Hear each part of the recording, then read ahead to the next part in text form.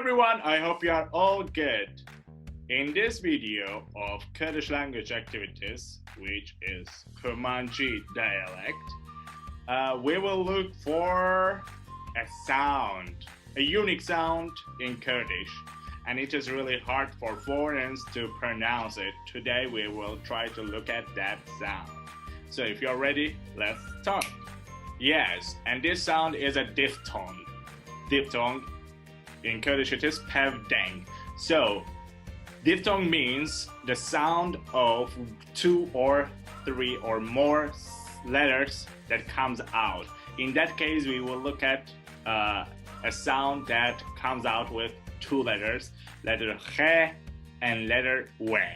So here we will try to look at that sound. Please listen well. When he and we comes together, it becomes hue. Hue, not he, not we. Hue, like there is we sound after he. So it sounds like hue. So if you're ready, let's look at the examples of this sound. Yes, the examples are here. The first one is hue, which means self. Okay, like in myself, or self in self-defense, self. Hue, not he, hue.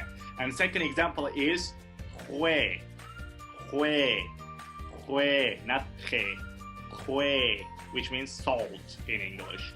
And the third one is huaren, which is very important for everyone, all of humanity. So huaren, not haren, huaren, huaren, huaren, which means food. Okay, let's look at the other examples. Yes, and fourth example is hueda, hueda, not heda, hueda, which means God in English. And the fifth one is hushk, hushk, hushk, which means sister in English. Hushk, not hushk, okay? Hushk, hushk, hushk.